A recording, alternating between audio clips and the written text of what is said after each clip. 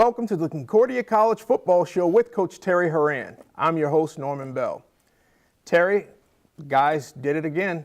Another slow start, but they put things together and ended up putting a full 4 quarters together and came out with another W. Yeah, it was a huge win for our program. I'm so proud of our kids and our staff, and a lot of emotions this past week. You come off a huge win like we did with Wisconsin Whitewater, and then also saddened by the loss of Eli Johnson and how a lot of our guys within our program are very tight with Eli. A lot of emotions for an 18 to 21-year-old to have to deal with. I was proud of our kids' focus throughout the week, though. We were true champions in everything about that word. I mean, really, and it was a great week of practice and great week of prep.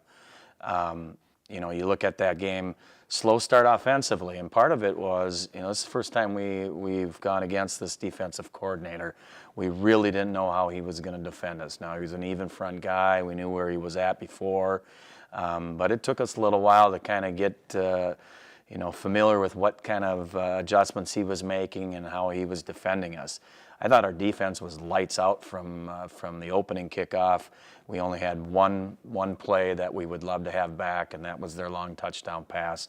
But our defense, again, was lights out, black shirt style, and it was great to see. And you look at the time of possession, 39 minutes of ball control, and that's what you want to see. And almost 83 plays to their 53. So all in all, it was a great performance. Well, let's go ahead and take a look at some of those first half highlights. Guys, we're excited for the MIC opener, and Bethel's certainly a team that is to be reckoned with within our league. They're coming into the game 0-2, but they saw 2 really good opponents, as we said last week, with Dubuque and Carthage. They defended us well. They really did. They've got some athletes that can run and make plays, and I thought our special teams, here's a good punt by Chris Clausen, our freshman from Minnewaska Area High School. I thought our special teams had a great day, and we pretty much won every category. Here's one of their bigger plays on the day. They didn't have many of them. I'll tell you where we were really standout-ish is they only had 1 third down conversion. We were like +6 on third down stops. And here's Chad Johnson. Chad had another big day for us. Getting out into the perimeter, they were taking away some of our veer release stuff, and we were able to get to the edge. And here's some great pressure by Cody Fox. Defense was just, again, lights out. Was proud of our efforts, and Bethel isn't the easiest team to defend. They like the tempo, yeah. They got different personnel groupings. It's a chess match, and we're getting our signals out to our guys as they're on the line of scrimmage, getting ready to run a play, and so that's why you practice all week to prepare for that kind of stuff. Here's that big play. Yeah, here's the one play, and really Jake Earholtz just didn't carry it well enough, and it happens. Those are things. They kind of were in a pro trip set, and they kept their backside tight end in protecting. They're up 7-0, and we got to just go back to the drawing board, and you got to score to win anyway. So we know that. And here's a little play action pass that this was right after their touchdown. So now the momentum is still in Bethel's hands, and then we get a huge 3-and-out stop. They quick kick us, we get the ball back, and then I believe we go on a 16-play drive that ends with a field goal here. Here's Chad weaving like he does. He just is an outstanding back and sees the field so well. You're going to see a lot of him this game. Yeah, he a lot, and rightfully so. A lot of highlights, and there was a pass interference. We had 2 big in this drive. I think we had 2 big pass interference plays, and then Tony Kostelecki banging through another field goal. We were 100% with field goal and PATs. Our last 2 weeks has been just lights out great. And that's what you need to see. You can't. Down in Wesleyan, we weren't happy being 2 for 4, and he's really stepped up his game there. Here's a big play. It's about a 39-yard play to Jason Montoni. And this drive is after another 3-and-out by our defense. get the football back in our offensive hands. We started wearing on them a little bit, and then Chad Johnson's in the end zone, and it's 10-3. Another PAT. 10-7. So 10-7, we get the kickoff. They start driving on us here. It's a nice return here. Nice return. Yeah, our 4 and our 5 did a little switch, but our 5 didn't recover for him very well, so we left a little bit of a lane open. Those are things that we can talk about and work on. We had some big defensive plays. Here's a nice catch by them. I mean, well defended, but this is huge. This is right before the half, a momentum carrier into the second half where we just got super huge penetration, and Gunnar Coleman gets his paw up and makes a block. So we go into halftime up 10-7. That's going to take us into halftime. What was the message to the guys in the locker room at the half?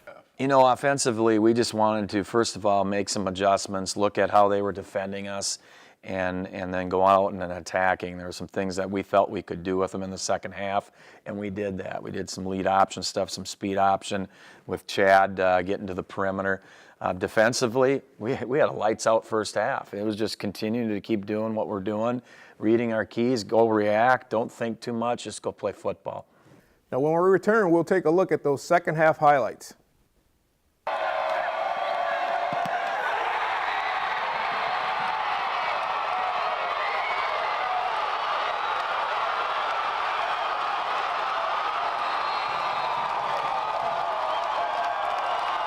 Welcome back.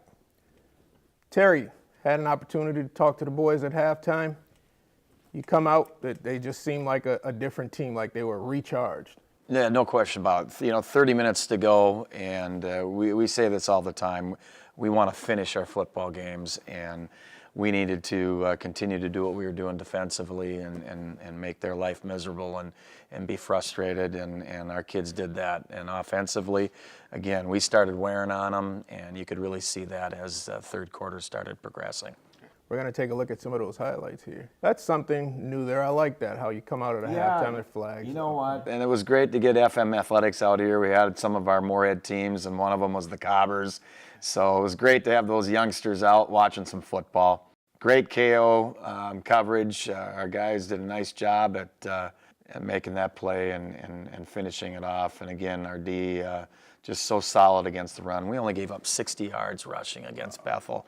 And Bethel's known for running the football, so it was a good day at the office for our front seven. Here's the Connor Gessel getting a pitch, well defended by them. Little play action, trying to go up top over Ethan Egerton. Ethan does a nice job of defending that. We have some really good athletes on that defensive side of the ball. It's been a lot of fun watching these guys play. A couple of miscues like that. Yeah, and that's just stuff we got to work on, you know. And we had another one earlier in the game down inside the 10-yard line where when you feel that ball that has that much velocity on it, you got to let that go in the end zone. I'd rather have the ball at the 25-yard line. Here's Chad. This is one of our adjustments in the second half was just kind of a little lead option to him and optioning the end man down the line, and we were able to get up and get some positive yardage pretty much on every one of those plays. Here's just a little power play. He's into the end zone. You know, Chad's coming up close on breaking that all-time rushing record. I believe he's only about, you know, a few off of Brett Bowney's record from just a few years ago. 17-7, 4:29 left in the third quarter. And it was great to see that student section come out and wearing their blue. And, you know, emotional day, it really was. Emotional day, and exciting to see the family weekend fans and everybody coming out and supporting and Cobber football. Here's another quick kick. They've done this like 5-6 different times. It is an offensive play. It's tough because you gotta defend it even though you know what they're kind of doing. But that went into the end zone. We get into the fourth quarter, and again, this is our pride quarter. You know, we want goose eggs in the fourth quarter, and we want to hang on to the football and put some points up on the board. And I thought our short game was really worked to a T this week with Michael Herzog making some great decisions on his passing game. Here's another power play into the end zone. Little Dane Ringquist celebrating with his boys. It was awesome to see. Tony Kostelecki again banging one through.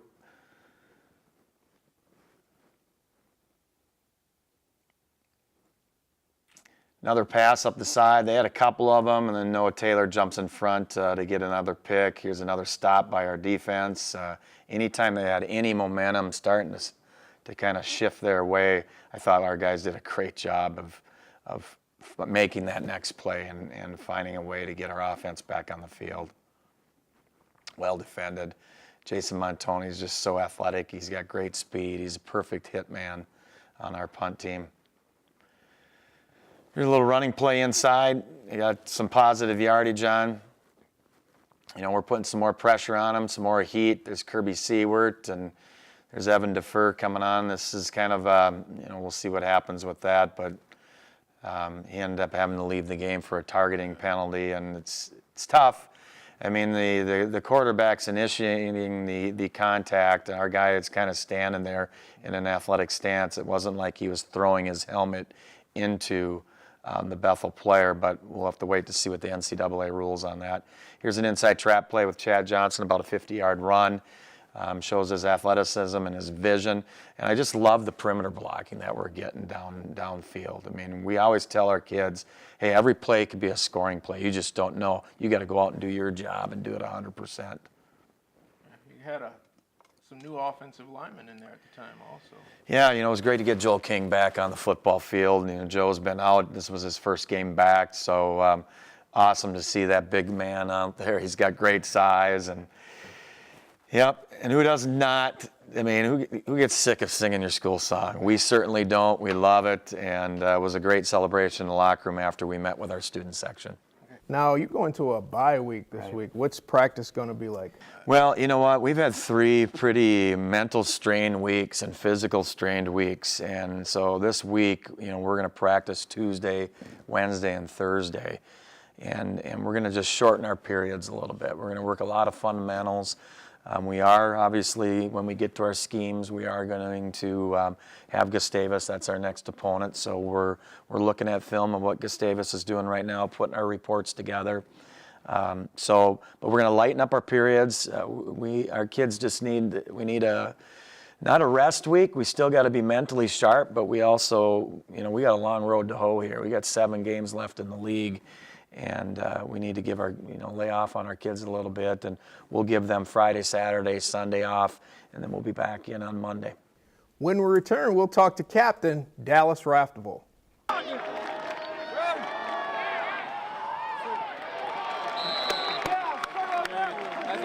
Welcome back. We're now joined by Captain Dallas Raftevold. Dallas, thanks for joining me, man. Yeah, no problem. Thanks for having me. So you're a senior, a captain. What's it like? What style do you use as far as being a leader? You know me. I have Cody Fox as my partner on defense, and he's more like the vocal guy. I like to more like keep to myself and kind of like lead by example. I kind of pride myself in doing that in practice and in the weight room and on the playing field as well. Your play is always consistent. The big play you made against Whitewater, that was amazing. To see you keep your concentration while losing your helmet and everything that was going on around you, what was going through your mind on that play? You know, we just came over from offense from a turnover, so I knew they were going to try to hit that big play right away, just trying to change momentum, so I was kind of ready for that. They tried to fake that bubble and ended up going deep, and I saw them going deep, so I just kept an eye on it, and luckily I came down with it on that one. Now, Cobber football is kind of a family thing. You and your twin brother, Dylan, actually played how many seasons with your older brother, Austin? 2 years at Concordia, yeah. So he graduated 2 years ago. What was that like to have all 3 boys? It was pretty cool. You know, we played together in high school and stuff. For a little bit, we were never really on like the same playing field because I was always a little bit smaller to be like on the playing field. But in hockey, actually, he was my D partner. My older brother was for 2 years as well. So that was pretty cool. But now playing like at the college level with my older brother and being on the defensive side of the ball was pretty cool and pretty special for us. So why Concordia? What made your mind up to come here? Well, my older brother had a big influence on that, and meeting with Coach Horan and all that seemed like a great place, and my older brother really promoted it, and meeting the guys, and like they kind of brought me in knowing that like I'm Austin's younger brother, and they were like treating me like family, so that was pretty cool to see. So what's your relationship like with your twin brother? I'd say we're pretty close, you know. We always give each other crap and all that, but I'd say like, they're like, is he your best friend? And honestly, I don't like to tell him that, but I'd say he's probably like my best friend. And like, we're pretty close. We're roommates. We lived together in the college dorm for 2 years, and I don't know, it's just pretty fun trying to take it all in. Now, I remember on our way back from Nebraska, they were giving him a hard time, asking him whose girlfriend was prettier. Yeah. It's your turn to answer. I'd have to go with mine, actually. So, So what's the academic environment like here for you? it's pretty intense. You know, this semester you try to graduate in 4 years. I'm FIED in health, but right now I'm taking 19 credits. So it's been pretty busy so far. Just got to stay on top of it and keep organized and all that. So. Now, is it true that your dream is to become an athletic director? It is, yes. I want to teach and coach for a few years, and then eventually I want to become like an AD in a high school, kind of run that and be a part of that. Okay. So I've been talking to the AD at Fargo South quite a bit, and just like the path that he took and what he recommends for me. Well, I think the guy that's coming up after you will probably be someone you might want to touch bases with. I'd say he's pretty good at it. You're a senior safety. What's it like with the younger guys in the secondary? They've actually come along pretty well. You know, we got a lot of athletes back there with, you got Noah, Jake, Ethan, Trey, and Aaron, and there's some athletic guys. You know, you don't really have to worry about them too much because they'll make the big plays, and they're fast enough where they can make plays all over the field. Well, Dallas, thanks for joining me, man, and continued success on the season. Thank you. I appreciate it. No problem. They're on Tommy, they gave us 3 guys on the backside. We'll take advantage of the numbers, okay? We'll take advantage of the numbers. Welcome back. We're now joined by first-year athletic director, Jeff Bretherton. Jeff, thank you for joining me. Thanks, Norm. I appreciate it. It's an exciting week for Cobber Athletics. Happy to be here. I'm glad you were able to join us. I wanted to introduce you to the fans. So tell me a little bit about your background in athletics. Well, I grew up in the St. Cloud area, went to school at Apollo High School, had an opportunity to play MIAC football with one of the rival institutions in the conference, St. John's University. Had a fun career there, and then was up in the booth for a period of time doing color commentary for St. John's football, and had an opportunity back in probably 97, 98, to get down on the field. So I coached at St. John's through the 2004 season, and been away from the MIAC for the last 12 years. We had moved out to Missoula, Montana back in 2005, but had a great opportunity to come back, and really wanted to get back at a college institution that prides itself in academics and athletics and the right balance, and Concordia certainly offered that. With your experience in the MIAC, talk a little bit about the conference and how competitive it is week in and week out. Yeah, I've talked to almost all the teams about this, but one of the things I did is one of the first jobs I did was look at where we were at in the conference in our respective sports. We have 22 sport offerings. We looked at where we were at with that and realized that if you can compete at the highest possible level in the MIAC, without question, every sport, the conference champion in the MIAC competes very successfully at national level. So one of the things I've challenged our coaches, our teams to do is really find out those differentiators that are making, the difference between us being in first place and us being in third or fourth place, and trying to close those gaps a little bit. With some things on the field, off the field, and obviously that's what we'll continue to focus on in the off season. What's your first few months been like here in Cobberland? It's been a whirlwind, but probably I think the best part has been meeting the people that are Concordia College. The people at this institution are without question just top shelf individuals across the board, regardless of department, from administrators all the way through support staff and the students. I think that's been the real takeaway for me. I've had opportunity to have other family members, both my wife and our kids, and then my parents came up a couple weeks ago, and each and every person has said the same thing about the quality of the people here at Concordia. Just being so impressed with that. First 2 homestands, football, what do you think?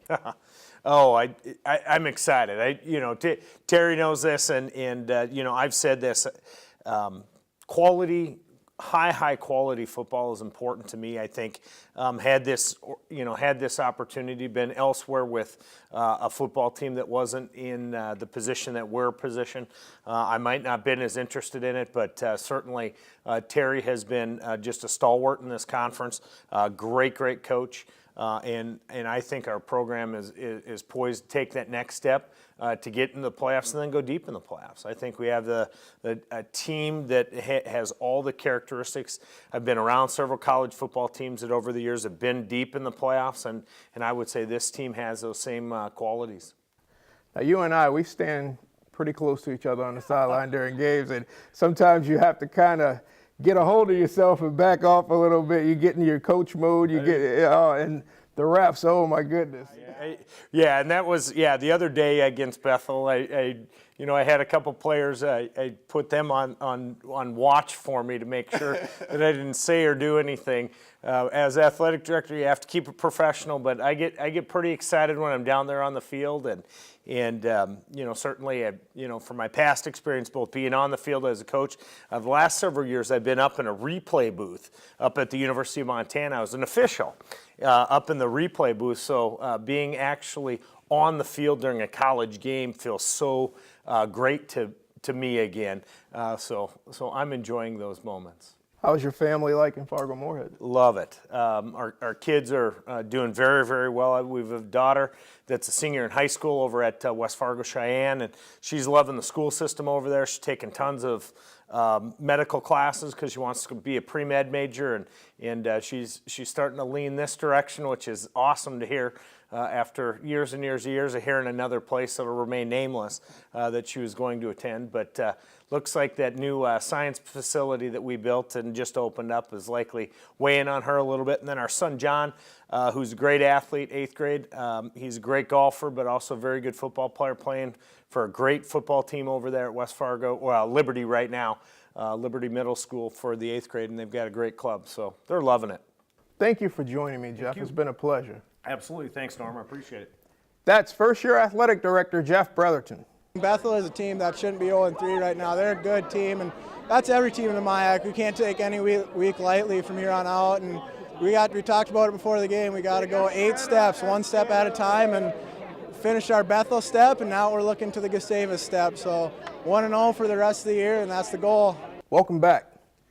Well, Terry, after the bye week, Gustavus comes to town. What type of team is Gustavus, and what's the rivalry been like between you and Gustavus? Yeah, we've had a great rivalry with these guys. They're well coached. Here's the thing: they've got a new defensive coordinator. I mean, this seems to be the tune this year, and another even front defense. Last year they changed from an even front to the 3-4, so they went to an odd defense. They have a new D coordinator in, and he's an even front guy that we have some experience with, though. He was at Jamestown for a season, so we'll have to see how they're going to defend us that way too. We got to look at a lot of different stuff. They like to throw the football. They got a really good quarterback. They just beat Augsburg this past weekend, and both teams threw, get this, for over 900 yards. Wow. So they put up a lot of points between the two teams, and that was one of those games whoever has the ball last is going to win it. So they're a quick striking type team. They like to throw the football. They're well coached. Pete does a great job, and it's homecoming for us, and homecoming, obviously a family and bringing our alums back, 100th year of Cobber football. So if we can get as many of our Cobber football alums back as possible, that'd be a really good thing, because we got a pretty special football team here. We want to continue to keep moving forward.